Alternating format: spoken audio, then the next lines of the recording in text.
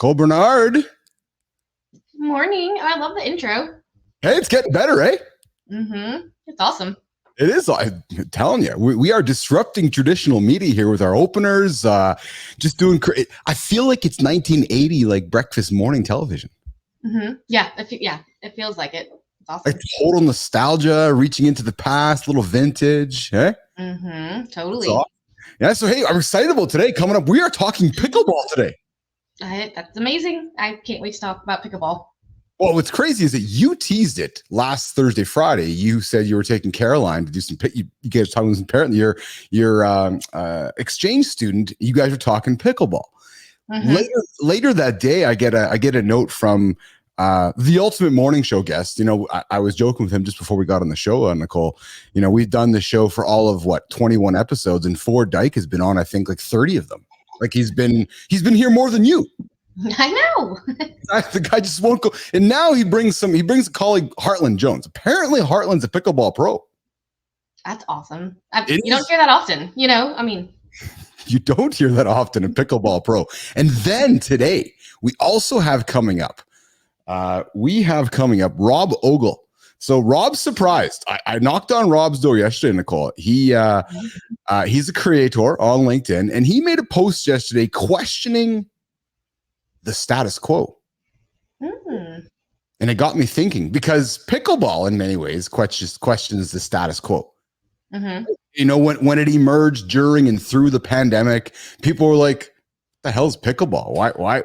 What's up with pickleball? Even the title of today's show is what is up with pickleball. And I think it's the best time to introduce our friends Ford and Hartland Jones this morning to the show. Gentlemen, thanks for jumping in today with us this morning. Ford, Heartland. Hey, good morning. How are you guys today? Oh, a little music in the background, Keith. Yeah. You got to get Hartland warmed up. That's right. Dynamic warm up. Hartland has no idea what he's got himself into today. He's got no idea what he got himself into today. Sorry about that. Okay, I'll bring it down for Heartland's sake. How's this? That's a little better. All right. Heartland vibe. That's the Heartland vibe. Monday morning, Hartland Jones, Nicole Bernard, Keith Billis, Ford Dyke. Before we get into it, guys, how was the weekend? Hartland, let's bring you up. How was your weekend, man? I just finished a pro tournament in Cary, North Carolina. It was a PPA event. Yeah. It was a good time. I got to play with Tyler Hansborough, who's the UNC basketball phenom from the past. It was a good time. And now I'm just back in baby mode, training, and getting ready for the next adventure. Nice. Well, we're gonna get more into your adventures in a few moments, Heartland. I'm really eager to dig into your journey, who you are, what you're all about, how you ended up in pickleball, and why is it called pickleball?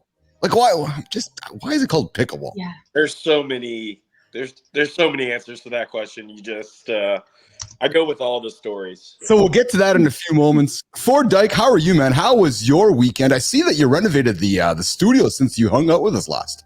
Yeah, pretty much the same, Keith. Not much renovations going on over here, other than a little more sleep than the last time you had me on. Harlan and I were just chatting earlier, like, yo, this guy's morning show is definitely in the morning. Like, I don't even think the sun has crested the horizon yet. I feel like Nicole, based on body language, is agreeing with me on this timeline. Yeah. We could potentially adjust it, Keith, knowing I've been on here about 42 times. Well, exactly, Ford, exactly. Well, and I figured today, because it's Eclipse Day today, I figured that this morning show would send you guys just off on a loop. Like, the middle of the afternoon, you guys are both going to think, is it already Wednesday? Because it's going to get dark this afternoon, right? So I'm thinking Ford and Heartland, where you guys are located on the continent, you guys are going to get a good sense of the eclipse. Nicole's not even going to see it. Nicole's like, eclipse? What the hell are you guys talking about? That's a bummer. It is a bummer. We had it a few years ago. We were one of the big ones. And so like in 2017, I think. So we got it then. So we're good now. We had it. Nicole's like, we had it once. Yeah. I remember when it was 1979, the last time we had a big eclipse. Wow. Wait, that's a real I don't know date? if any of us other than you were born. Yeah, is that a real date? What does that mean? What? What? 1979. Are we What? throwing the host under the bus this morning? Right? Like, we're not even 10 minutes into the show, Just and under the shade for the eclipse. Hartland's falling asleep over there in the corner, and Yeah, he's taking a nap for sure. And Ford is busy tossing the host under the bus. I can tell Ford's comfortable coming here, Nicole. He's been here 45 times already, so it's like, Yeah, fuck. We're seriously. just sorry, Nicole. That's swear. We're throwing Billis under the bus because he's born. Ford, I was born in 72, man. Like 79, I felt like I was already like 20 years old. No, I'm not Get good up to at college. math, but yeah, that sounds right. Yeah. Well, Yes, Nicole. Yes, you want to contribute your wise Yeah. wisdom this morning. I was just gonna say, if you get us up this early, this is what you get. Yeah, for sure. Oh man, Nicole, how was your weekend? How was the exchange student? Did you guys go for more cheeseburgers? What did you get? Heartland Ford. Nicole has an exchange student in from France. That's awesome.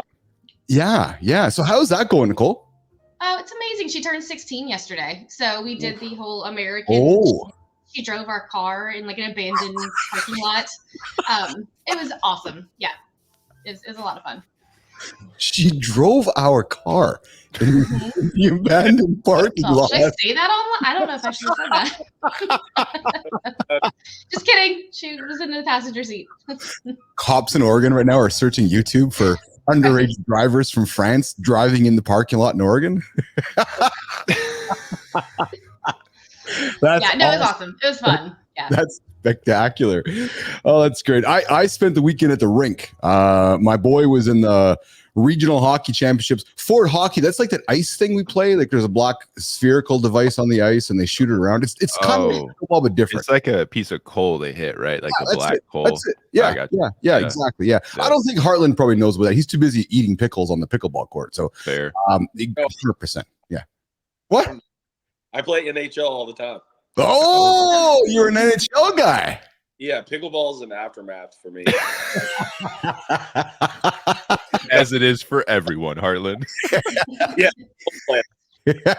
That's awesome. Yeah, so I spent the weekend at the rink getting my kid, trying to get my kid from the regional finals to the finals, and they lost. So hockey's effectively over in Uncle Keith's world here this weekend. So yeah, a little bit of emotions. It's it's so intertwined into our lives for 6 months, guys. Like it's every day, right? So you're always like either going to practice or going to hockey or planning what's coming up, and then within an instant, it's all done.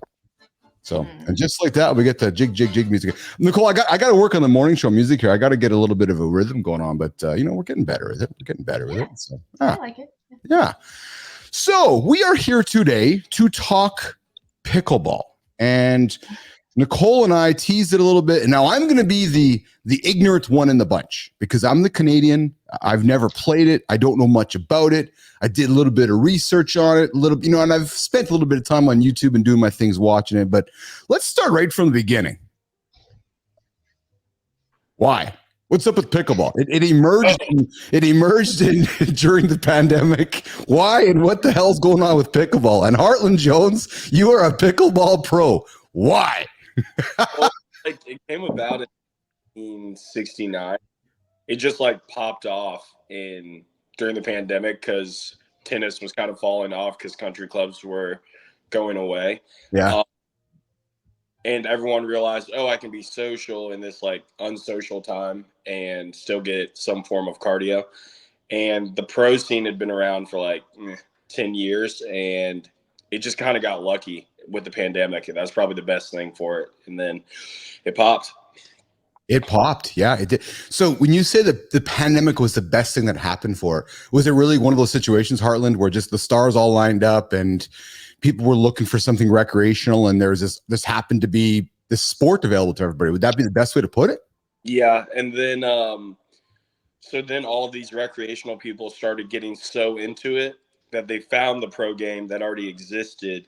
And then that's how you started seeing the pro leagues were already there, but with the fan base increasing, that's when, players are making money, you're traveling, it's becoming a full-time job instead of being like a weekend warrior of being a pro athlete, basically. No kidding. So Ford, what's your scoop with Heartland? Like, how are you guys connected, and were you guys connected along the way? Yeah, Keith. So I met Heartland back in 2016. I was training with Team USA Handball. He came on site for a tryout, and I sat down with my coach. I think Harlan will remember the story. And I said, "What's up with this guy?" I mean, just the amount of athleticism he had, how dynamic he was, how he elevated off of the floor, his arm speed, his lateral quickness. I was definitely surprised by the amount of intensity he brought on day one, because most guys that haven't tried handball are a little bit reluctant, but he wasn't. He was full speed from day one, and I just connected with that energy. I kind of kept my eye on him, and ever since then, we've kind of been the Batman and Robin show, if you will. That's awesome. Nicole, questions?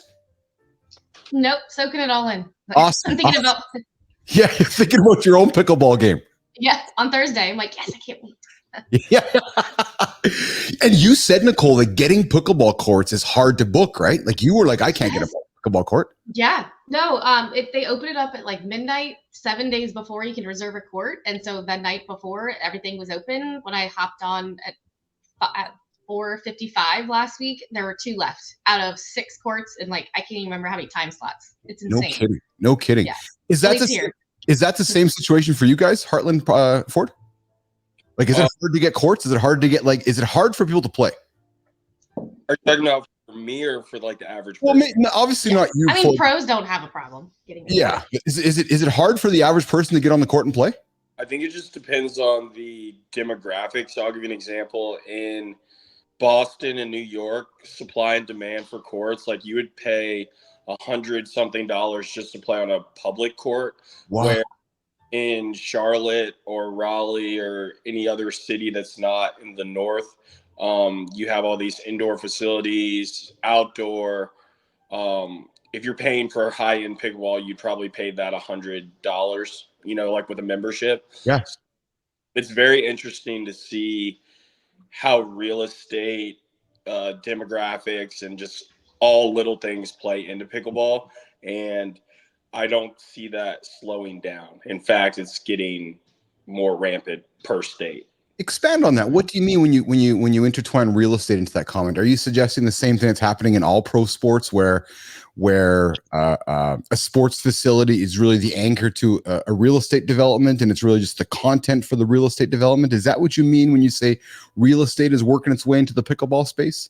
Well, it's more commercial. It's more commercial real estate. So a lot of malls, Walmarts, or like random things like that might work in a current city, they're turning them into massive pickleball facilities. And then on the other state side, you're seeing Airbnbs go up because people are adding pickleball courts to them. So it's just interesting how it's moving exceptionally fast. Mm-hmm. Okay, They took out the pool. They took out the pool in my gym, which is one of the reasons why we joined, so they could move all of the machines to put it on a pickleball court. I was like, I love that. Really? I love that. Really? Like, sorry, kids, no pool. So it's actually a thing. There's physical construction happening, removing pools, converting Airbnbs in order to put the pickleball court in place. Yeah, I've got a new facility that I'm going to be the director of in July. Yeah. Point. It used to be a 2-story UPS warehouse, and we've already started construction or installation really of 16 pickleball courts, 8 golf simulators, and bar, all that stuff. And we really plan to spread it and franchise it everywhere. So it's going to be, that's the model you're seeing all across the world right now. Just something like minimum of 16, and then just either add golf, tennis, padel, whatever you want to say, and then turns into a full-fledged facility. So there's something going on here then when you talk about these facilities coming together. So Tiger and Rory are creating that league of fast golf, golf simulators and pickleball facilities combining together. Is there this new era of sporting facilities coming upon us? 100%. And I say this, I try to not talk about how tennis is connected to all of these things, but tennis will always be what it is. Like, it will be in country clubs. But what you used to see with like public tennis courts, I promise you in the next 3 years, they will all or mostly be converted into pickleball. And you will see golf, the energy of, this new generation with like Yes. and pickleball, they're going to combine, and they might not take over, but it's more open to the world than something like tennis. Because tennis, if you're not good at it, you're not going to play it. But in pickleball and fast golf, you can't really be bad at it. So that's what draws everyone to play, and then become obsessed, and then you go from there.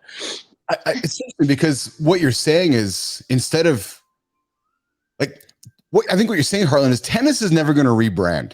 So instead of rebranding tennis, we're going to introduce a new sport, which is a lower barrier to entry. And it's like golf, right? So if you don't like to play golf for 5 hours, go play fast golf in a facility and get it done in an hour. Is that kind of the mindset? Yep. And then if you add in, from the international standpoint, padel is coming in. What is padel? Sorry, I'm just a Canadian dumb guy. Padel, I've never heard of that either. Okay, good. So we got an Oregon dumb girl too. So we got two dumb people on the show here. Okay, so if you took a tennis court and a pickleball court, and you like found the middleman size, and then you take racquetball with the glass, and then you take a tennis ball and then a paddle. It's like all of the racket sports had a baby, basically. It is quite possibly the most fun out of all of them, I would say. Really? Yes, it is more. If the barrier of entry for pickleball is like anyone can do it, padel is you have to be an athlete. It doesn't matter what kind of athlete, but you're not just going to step on a padel court and be able to hit a ball like you can in pickleball. A lot more movement. I see Ford nodding over there and grinning when we're talking padel. Did we strike a nerve with you, Ford, regarding padel? Is padel, because you're a handball guy, right? You come from handball, right? It just goes back to what I was saying earlier, knowing the athleticism that Heartland has. I can't wait to see the guy on a padel court. And that's really our intention moving forward, is to take our show internationally and start connecting with various countries, various professionals, and really push that sport as well. That's exceptional. So when you say take your show, Ford, expand upon that comment. So, Batman and Robin, Heartland and Ford, you guys are doing your pickleball, padel show across the world. What does that mean to the audience? So here's the deal. As you know, some of my work within human performance and health and wellness, I think a lot of people, or the majority of people, have a hard time understanding exactly what that is at first glance. And so Hartland and I were on the phone one day, just casually catching up, and I ended up seeing him in Atlanta playing. And I thought, we can combine forces here. We can use pickleball as the vehicle, as the entry point to really allow people to explore human performance, as well as ensure that their health and their wellness is on point too. So that's really the cross-pollination that we're approaching right now, attacking private club sectors, of course, because of the infrastructure and facilities are there, as well as organizations. You think of a Bank of America has an employee retreat. We head off, we do a clinic with Heartland and a session with Dr. D, and then you get conversation added to that, and they can elevate not only their pickle performance, but their performance in their respective occupation, which is pretty nice. So we're giving them tools, we're giving them skill sets, knowledge, information, experience to allow them to elevate their human experience. Is pickleball the next big American sport? It's already there. It's already there. Yes, I say it's already there. Yeah. Fastest growing sport in the world right now. In the world. Yep. Wow. Yeah, we're trying to tag on with what Ford was saying. It's about the camps, the kind of global wellness awareness. So like getting people, because anyone can play pickleball, it's an easy vehicle to get people involved in activity again. And then for me as a player, I've already done kind of the American scene of the tour, and Ford and I were talking, we're like, we need to tackle this international space. So I've already the draft for next year for the MLP Australia, and that basically goes to Australia, New Zealand, a little bit of Asia. And I'd rather be I mean, I'm pretty good, I feel like, but I'd rather be a big fish in an international pond than an average fish in America. And you see it in all sports. Like my friend plays basketball in Japan, and he's making double than he would, playing basketball in the NBA, which he did. So I Wow. kind of that strategy. Ford is already traveling internationally, and it just works for what we're trying to do. And, pickleball, to me, my whole goal is to get it into the Olympics, but it's an Yeah. strategy. So by traveling the world and showing people and kind of being that kind of pioneer, I don't actually care about playing in the Olympics. I just want it to get there. So Ford and I can accomplish so much with all of those topics, but I think we dominate more internationally, and then we do statewide stuff when we want to, basically. Is it how regional is the sport in the United States? Is it largely condensed east, north, west? Is it everywhere, Heartland? Yeah, and honestly, I was shocked that you hadn't played it because they've already invented ice pickleball in Really? Canada. Yeah. So you strap your skates on, or I'm being serious, you strap skates on, or is it like broom ball where you have like ice shoes on and you play on the ice? Yeah, you literally take a portable net, you strap your skates on, Wow. balls, make it work, and I would actually say that that could also be another segue into getting people in, especially from the hockey side. Yeah. Um, if you watch it, I can't remember the person's name, but if you go on like YouTube and type in ice pickleball, you'll see it. What's the allure, do you think, Heartland Ford? What's it, in a simple sentence, what's the allure of pickleball? Social. Is that what it is? Yeah, it's just you can get cardio, have fun, be with your friends. Winning and losing goes out the window, and that's what tennis can't provide. Sport is too big, and it's so fixated on numbers and skill sets. Pickleball is the opposite. Yeah, interesting. Level. Interesting. Ford, so I'm going to put you on the spot for a moment. We're going to put Heartland aside for a second here. So talk to me and Nicole about Heartland's pickleball skills. He's a pro pickleballer. So let's shine the light on the guy for a moment. How good is he as a pickleballer? And while you're doing that, I'm gonna throw something up on here on the board here. That's let's talk a little bit about Heartland's about his skills or about playing pickleball. And let's see, he's playing here. David McNally in the PPA Orlando. So if you're listening in right now, I'll send you guys this video link here in the in the newsletter here this morning. But talk about Heartland's skill set, Ford. I mean, you have that first point right there, just crushed the dude. But I think it goes back again to just his athleticism. So watch how dynamic he is and how powerful he is with the shots. One thing that Harlan didn't mention growing up, if I can chat a little bit about his background, his mom essentially put a paddle in his hand at a very early age, and the dude became crazy good at table tennis or ping pong. Really? When I met him in handball, he was throwing with his left hand, and I thought, commodity in the sport, a lefty. Then I go and see him play, and he's playing with his right hand with the paddle. And I'm like, man, you can do it all, and he's been a tennis pro back in the day, instructor back in the day. So from table tennis to padel to pickle, you put a paddle or a racket in this kid's hand, I mean, especially a paddle, he'll just dominate, and it's the level of speed, quickness, agility. He's smart as hell. Like he's just got every skill set you could ever want. I mean, look at the positioning right now compared to the other guy. Like this dude's dead. Like there's no chance in hell this guy's gonna win this match. Yeah, I know he's here for it, so we don't want to. I know you're going to say all the right things. Is Hartland Jones the Tiger Woods of pickleball? Yo, so check this out, my man. Hartland, no, what are you doing, man? Like, I'd say Keith, 4 months ago, Heartland, the conversation we had about this. So yeah. I was chatting with Heartland and I was like, man, we got to think critically about positioning and branding and marketing and what is our communication style? What do we want to look like? What's our brand decking? I can't even speak English right now because I'm getting stoked. What's our deck? And I was talking with him and I said, hey, no, hold on, man. Hold on. I said, your name is Hartland Jones. Hartland Jones. He's like, yeah, what about it? I said, Tiger Woods. Tiger is 2 syllables. Woods is 1 syllable. Heartland is 2 syllables. Jones is one syllable. I'm like, dude, you guys have very similar complexion, similar vibes, other than Heartland's a much better person than Tiger, shots fired. And I feel like this dude's on a takeover mission within the sport. You know, if you walk into a country club setting, let's just address the elephant in the room. It's a very exclusive environment. Exclusivity rules. And it's all about homogeneity. So you see a bunch of rich, fat, white dudes walking around with their trophy wives, trying to have conversations with each other and flex on each other for their net worth. And then you've got Hartland, who comes in and people are like, wait a minute, he doesn't fit the norm, and yet he's crushing everybody on the court. There must be something here. And then I walk in and it's like, oh shit, right? So that's why we have this Batman and Robin approach. It's like we're trying to disrupt the status quo. And I know you've got a guest coming on later to talk more about that. Yeah.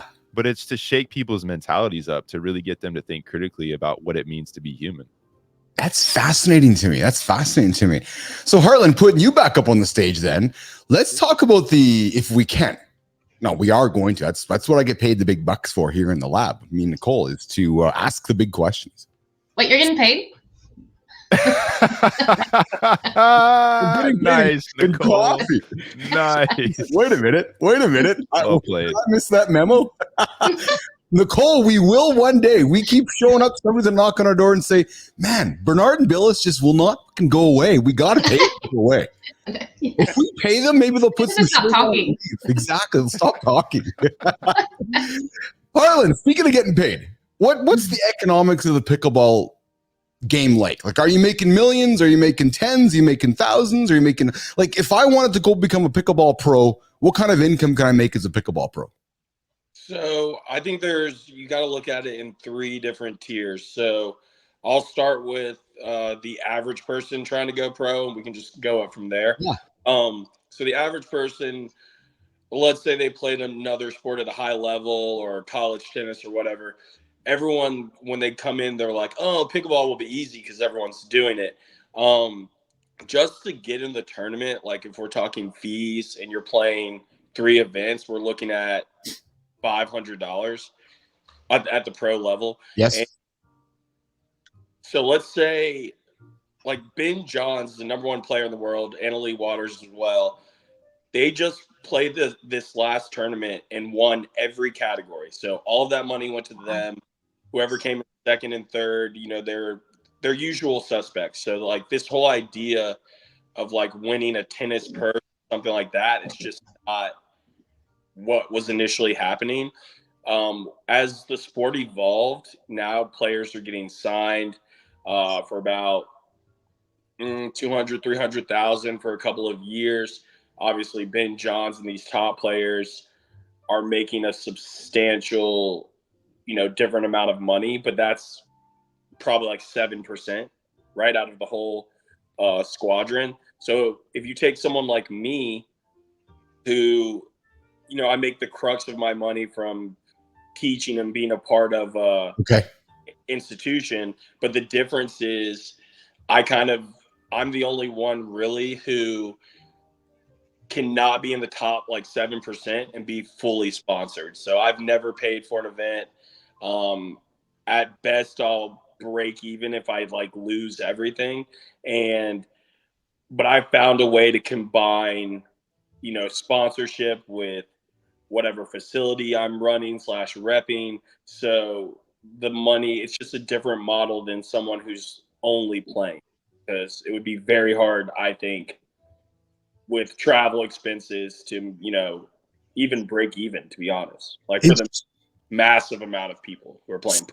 So is what you're saying, Heartland? So Nicole wakes up tomorrow and she says, family, I'm going to become a professional pickleball player, because I know it's her aspiration. So can Nicole basically, leave me and leave her family and decide she's going to become a pro pickleball player?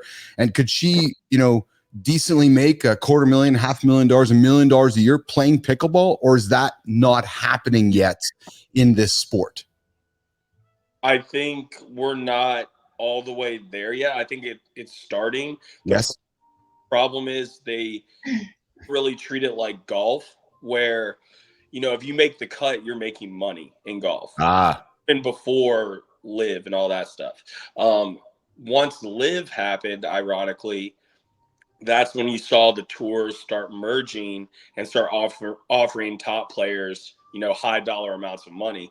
The problem is the average person, so that equates to like 60%, maybe 70, they're not winning because the same people are winning every tournament. So they might make enough to pay their entry fees, food, and hotel. So when I saw this, I was like, okay, well, then I need a sponsor in every category or else I'm not going to do this. So, when I go to play a tournament, I'm trying to accomplish a lot of things, whereas a lot of other people are just trying to win and then go home. But for me, it's more networking. I'm trying to I got to keep my sponsors happy. That's where I might say I'm the Tiger Woods, but I don't think I'm Tiger Woods from a playing standpoint, but from an eventual impact socially, that is kind of where I'm headed or what I want to do. That's exceptional. That's so then Ford, what you're saying to me is, and Heartland, what you're saying is that on the business side of things, on the ambassador side of things, that's where you believe are going to have the biggest impact in this sport. I don't want to dismiss your talent, Heartland, because Ford thinks you're the greatest, guy on the court. But what you're saying is that I might not be the talent like Tiger is. However, from an ambassador, from a sponsorship, from a leadership perspective, Ford and I are taking the proverbial pickleball by the head and we're running with it. Am I phrasing that correctly? 100%. Yeah. That's go ahead. Well, it's more of with I do agree with Ford, like from an athleticism, talent perspective, I could be where I want to, like up there. The problem is there's two things. I've really only been playing for 2 years, so I'm still learning all of these like mental things. Yeah. Game. And like with my sports background, it usually, like Ford said, I kind of just jump in wherever I want to jump in, and my athleticism gets me pretty far. But the cool thing, the reason I picked pickleball is I can do this. This is the only sport where I can play as long as I want. I can play the senior tour, whatever. So I'm not really rushing the playing side outside of just like playing, if that makes any sense. It does. Yeah. I want to tackle the business side, dominate with Ford. I'm more of an exhibition, have fun kind of guy in a big setting. I thought he was an exhibitionist, Nicole. Bucks. So me playing a tournament and coming in like fourth, and I didn't make any money. I have a family, so I'm focused on how I can impact, dollar signs and how I can impact people around the world. And I've played enough other sports along with Ford where we don't have to prove anything to anyone. So that's not why, I guess I'm just not normal. A lot of people are like win, and I'm out here to win in all the categories, not just one. This is spectacular. So we have Rob Ogle joining us up here in a few moments. I see him sitting in the green room there talking status quo. And Nicole and Ford, as Heartland was mentioning exhibition, I thought he was going to talk about, like I said, being an exhibitionist on the court. So exactly, Ford. Right. So if we're thinking about changing status quo, we could actually, I know what you're thinking, Ford, because I'm thinking the same way. Exactly. Yeah. Exhibitionist Hartland Jones on the court, disrupting the pickleball game, disrupting the status quo. Man, there could be an angle there. I'll add to it. I mean, his performance coach is Dr. D. Dr. D. That is exceptional. That is absolutely exceptional. All right, so we're gonna welcome Rob into the lab here in a few moments.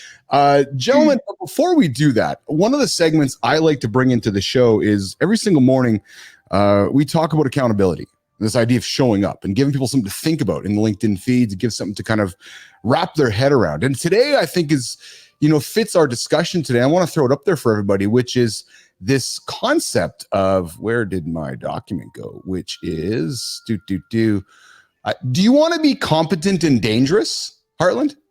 Or do you want to be vague and useless, as Jordan B. Peterson put it, right? It's that whole idea. And really what it comes down to is the difference in the ability to communicate. And I think this is relevant because you guys are talking about, Ford, you're talking about, we're trying to elevate the game to the next level. Well, you're talking about, are we really going to focus on being competent and dangerous, or vague and useless? Or do we want to offer something to the whole, clarity commands attention, right? Precision equals power, right? It's being precise in your thoughts and your words and speaking your truth. All those things help us be competent and dangerous. And when I hear you guys speak, I hear, Ford talking about Heartland. When you get on the court, you are that guy who is competent and dangerous, aren't you? Yeah, I'm really trying to take people's heads off. I'm not gonna lie, and I think only one. I think whenever I get off the court, I could get clobbered. I could win. It doesn't matter. But what I enjoy is the same people say the same thing. They're like, "Oh, I really enjoyed watching you," and then just because someone's winning doesn't mean they're fun to watch. So that's where that's why I can get sponsorships and things like that. It's because when I walk in, I give people an energy of, oh, he's here to have fun. He's going to play 100% on the court. He might not win, but I got some really good entertainment, and it was better than watching someone else smoke someone 11-0. So I try to stay in that 300 mindset of the battle's going to be entertaining. It's going to be that same product every time, kind of like a Russell Westbrook. Like, he doesn't win, but you still watch him. Jordan. And then you have who's really good, and Michael Jordan's not even looking at them. So you just got to look deeper than the score, and that's kind of what my goal is. And Ford and I literally talk about it all the time. Like, we know what I can bring to the table, but it's like, how nice is that table, and is it worth bringing that day? And that's a real thing. So you got to conserve the body too. Yeah, good for you for having that awareness. Because it sounds to me, it's more than just winning. You're building a brand, you're building an audience. Yes, you want to win. Yes, you want to take the guy's head off, but you want to do it in an entertaining fashion. 100%. Yeah. Ford, you're gonna add something? I was just gonna say, Keith, you talk about being precise with your words and with your thoughts, and one of the things that Hartland and I always lean back onto is being concise and being precise, both in how we show up, but how we deliver. And I think that's really critical for people to understand from a performance, health, and wellness within this vehicle of pickle. We're doing things with evidence-based philosophies and methodologies, and it may seem really simple because it is, but it's not always easy. And that's where someone can meet us where we are and put the work in to elevate. That's exceptional. That's awesome. All right, gentlemen, we are coming up into our last segment here. I want to continue to shift the conversation into this idea of the status quo. Because I knew we were coming into our conversation today around pickleball. And I think if we had this conversation before pandemic, people would be like, what? Like, no, we're playing tennis. No, we're playing golf. No, we're playing handball. And the status quo was not what it is today. So when I saw Rob Ogle's post, I was like, oh my goodness, absolutely, we got to weave that into today's discussion. So why don't we take a quick 1 minute, less than a 1 minute break? Nicole, grab their coffee. Ford, Heartland, go refresh your coffees. We're going to come back. When we come back, we're going to welcome Rob Ogle into the lab, and we're going to wrap the show up with all of us talking status quo. And we're going to break down, Rob. So we do a creator spotlight, Heartland and Ford here in the lab. I take during my readings on LinkedIn, I find an awesome creator on LinkedIn. I'm like, oh my God, that guy's got some great content. I like what he's doing. I like what he's creating, or he or she. And then sometimes we tell them, sometimes we don't. And I'm like, so, last week we had somebody, Helen, who created some great content. Nicole and I talked about it, and we tagged her in it. And she came and found us, tagging her in it. Last night I knocked on Rob's door. I said, Rob, I love your post, man. I got to get you into the show. He's like, but Keith, I got family commitments. I'm like, that's okay. If we can fit you in, come on in. Here's the link. Come on in. So Rob's patiently waiting in the lab for us. So let's go have a quick break. You guys go grab some coffees, and we'll come back and welcome Rob into the lab. And we're going to talk about the status quo from Rob's point of view, break down his article, and weave it back into pickleball before we wrap up today. Okay. Awesome. Hang tight, guys. We are going to do this here. I'm going to take you down. Boom, boom, boom.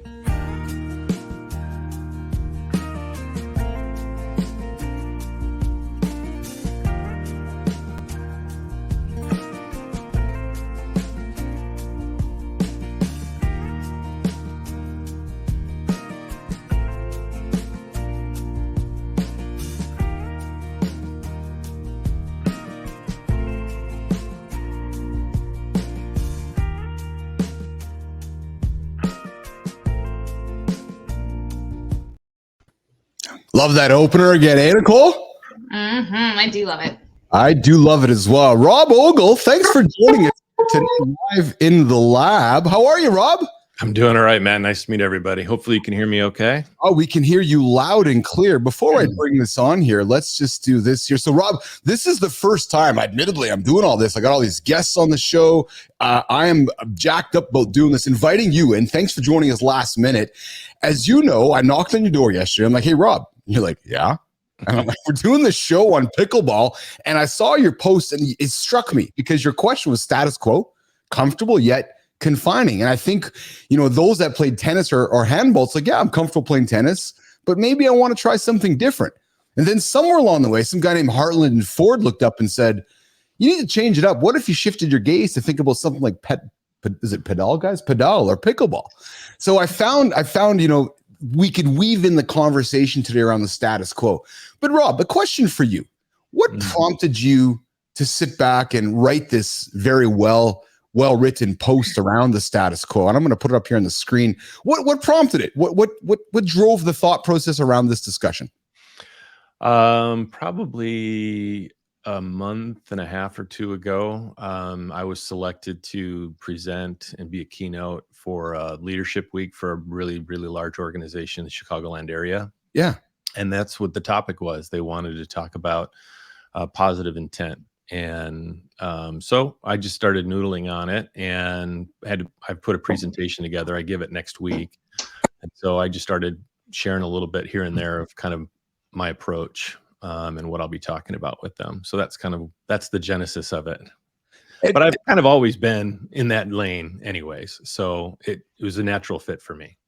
The natural fit being you, Rob, is somebody who is always looking to get out of the status quo. Is that what you mean by that? Is that you're it was more around positive intent, but then using that to challenge the status quo, right? Use the approach into challenging the status quo. A lot of people there's a lot of negativity. Let's not kid ourselves, right? With approaching the challenging the status quo, right?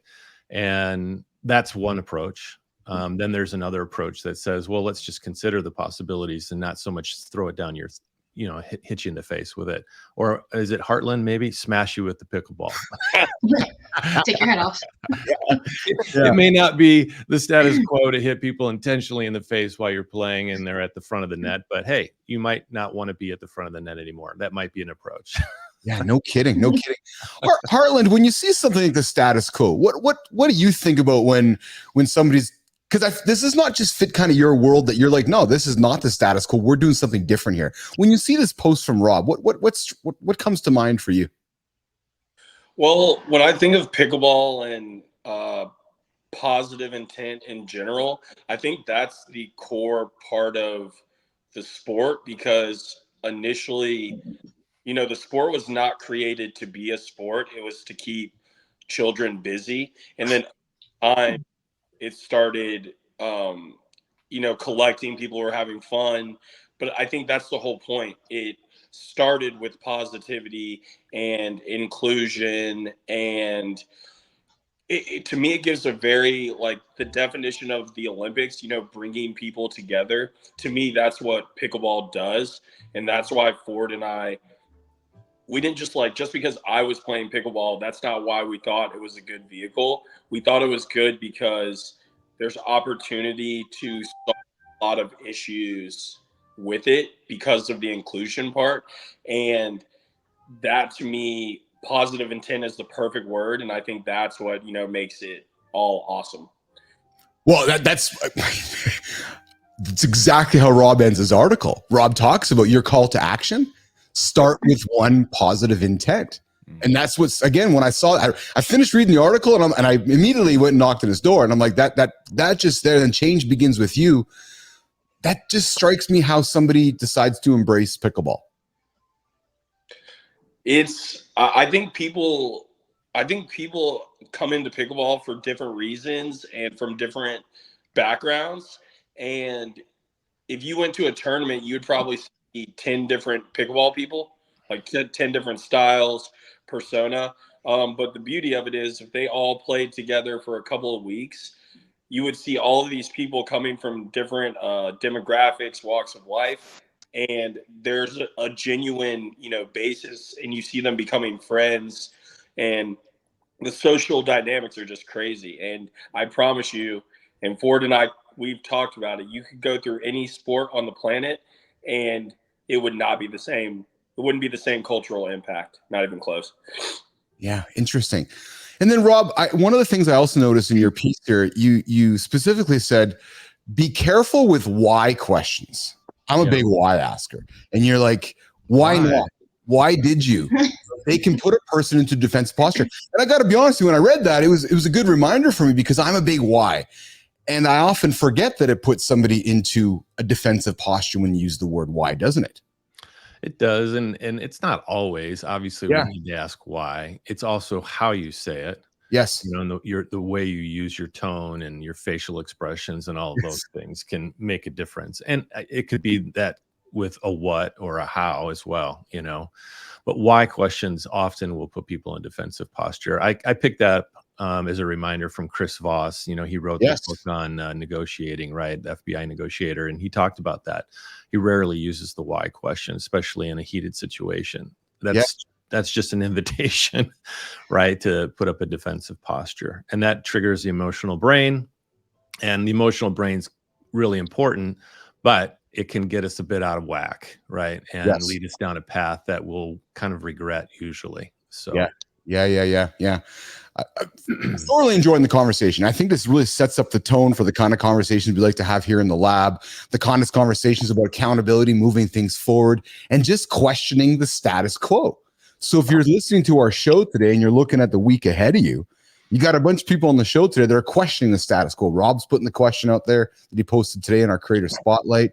Ford and Heartland wake up every single day playing a sport and talking about a sport and selling a sport that absolutely goes against the status quo, changing it up, thinking differently, right? Rob, have you played pickleball before? Yeah, I've played a few times. I played tennis when I was younger and everything, but I mean, it's fun. I just don't have pickleball around where I'm at right now, so it's not as prevalent. Although I'm seeing it more and more in churches. They're turning the basketball court into pickleball courts, multiple. So, which is great. Hey, I'm all for it. Get you active, get you moving. So, competitive juice is flowing. So not only so Rob, they took Nicole's pool away. Now they're probably going to take Nicole's church away. So Nicole and Ford and Heartland, they're probably start removing the pews. We might have to talk about that.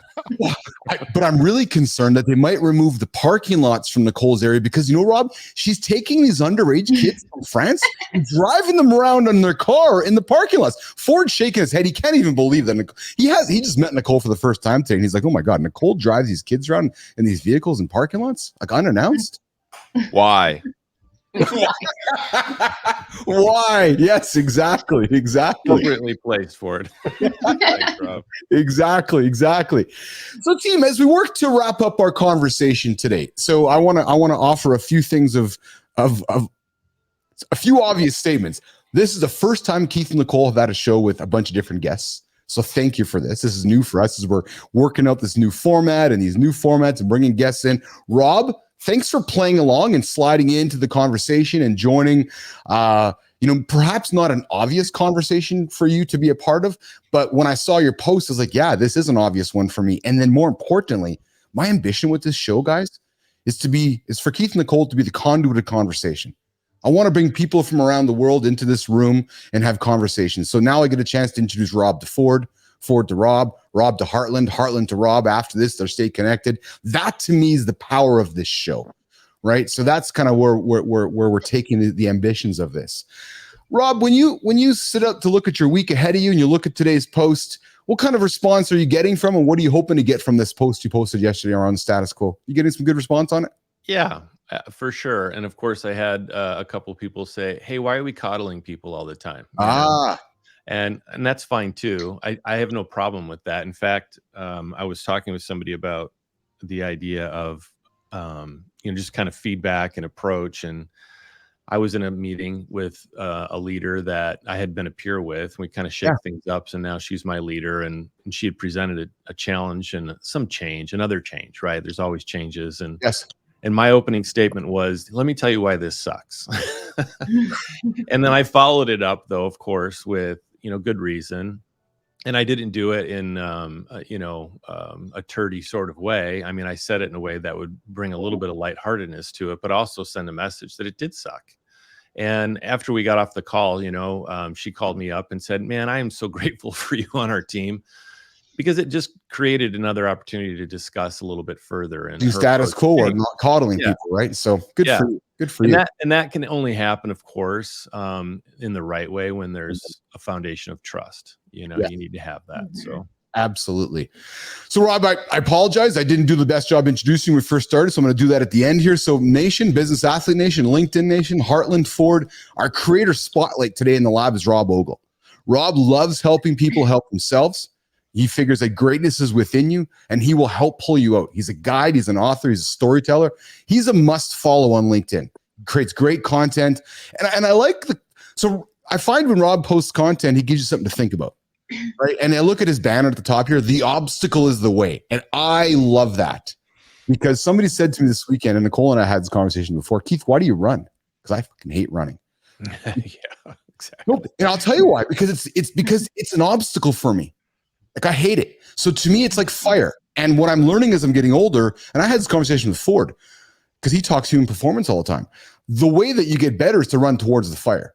And when I look at Rob's post here at the beginning, the way to get better is to run towards the obstacle, right? To challenge the status quo. And that's the kind of people we want to have here through the lab. So Rob Ogle, the creator spotlight today, man, he's a must follow. I'd invite you guys to follow him at Rob Ogle on LinkedIn. Read his about page. He will draw you in. And if you need somebody to help you get to the next step in life, you need the Heartland and Ford, connecting with Rob is probably not a bad idea to help you move forward along the way here. So, Rob, any closing comments from you before we work our way out of the lab here today? I appreciate the invitation. It was an interesting one, but I get what we're doing here. Tell me about that. So I want to understand from your POV because you're like, I've never met this fucking Keith guy before. He's knocking on my door. He's sending me videos, and he's like, "Hey, I want to come to the show." Well, this tells you kind of a little bit who I am, right? I'm just gonna go, So if I get thrown into some training, like I've been in a lot of trainings before, right? And yes, we all have, and they always say, "Hey, this is what we're gonna do," and I just in my mind I go, "I'm just gonna volunteer first. I'm gonna get this over with." So nobody's gonna remember anyway. So let me just remove it. And so when you asked me, I'm like, what the heck? This is kind of interesting, right? Yes. How am I going to do this? So my wife, I saw her in the kitchen just before I came up. She goes, "What are you doing?" I'm like, "I got to get on some live show. I don't know. Yeah. We're just going to find out." She goes, "What?" So but she knows me. So I'm just going to go. May I ask you, on behalf of myself and Nicole, how has your experience been on this live show out of the blue on LinkedIn this morning? Well, it's fun. I don't care. I mean, this is great. I think we all have kind mindsets. Yeah. Which is awesome. I have to obviously improve my pickleball skill set. We got you. We got you. But I mean, the backdrop of that banner, which I'm not so sure I love, and it's good to get your feedback on it, is I love Marcus Aurelius, and he's got a quote that basically it's, the impediment to action is action. What stands in the way becomes the way. And so for me, I had a grandfather that flew a B-24 in the war, 33 sorties. And he had this mindset that was, the only way around it is through it. And I thought, I just thought about that for a long, long, long time. And man, I don't have anything like that in front of me. So what are you doing? Just go, So Yes. What are you doing? Just go. I love that as well. That's exceptional. Smart in a smart way, of course. Of course. Do it. Yeah, of course. Ford Dyke, what do you got going on? What's some last words from you today before we wrap up the show? I just want to thank you again, Keith, for having us. And I think, Rob did a nice job dropping the mic on everybody. So pleasure meeting you as well, Rob. And we'll finally get a chance to see what's up. And just thanks again, man. It's been a lot of fun this morning. That's great. And thanks for getting out of bed for it again this morning for me. I appreciate that. And I'm actually still in bed. Well, yes. Yeah. He's laying down. That's just his backdrop. Exactly. It's virtual. This is virtual, Keith. There you go. Hartland Jones, thanks for making an appearance in the lab today. The Pickleball Pro. How can Business Athlete Nation find Hartland Jones? How can they connect with you? How can we watch you play? here's your podium, my friend, to tell the world about Heartland, the Tiger Woods of pickleball. Ford Dyke. I kind of have a squad. I don't really like. I want to say go on Google and. You ever heard of that? I'm not really the promoting type, but I'm working on developing a team, so I don't have to, worry about that. I'll throw something in the comments because I don't. It's so early. I don't even have. I'm on baby brain right now. We just have a child. I'm tired. I will send it out when I figure it out. Awesome. Well, we'll make sure the nation gets to know you, and I can assure you, friends of the show are always invited back, and we do everything we can to continue shining the light on friends of the show. So Heartland, now that you've been here, Ford, you've been here 1,000 times. Rob's first appearance, just kind of scratching his head, figuring it out. Now that you guys are friends of the show, I can assure you, you're going to be tagged in content. You're going to be part of the content, and you might be elevated along the way as we continue our journey building the show on LinkedIn. So, Nicole, what do you got going on for the rest of the day, my friend? Nothing. A lot of work. Awesome. So, guys, I love when I ask Nicole the question every day after the show because she always answers nothing. So I know Nicole goes to bed after this. She doesn't go for a run. She waits for the show tomorrow morning. She's like, I'll be back for tomorrow. Yeah, that's it. That's it. Me today at noon, live in the lab during the eclipse. It's going to be dark in here. I'm going to play some Bonnie Tyler. I'm going to sing some songs, Total Eclipse of the Heart. I am inviting in, guys. I'm inviting in Ryan Sullivan. Ryan is a podcast YouTube expert, and he's going to. I know Ryan. Do you know Ryan, Rob? Oh yeah, yeah. So I'm a huge fan of Ryan's content.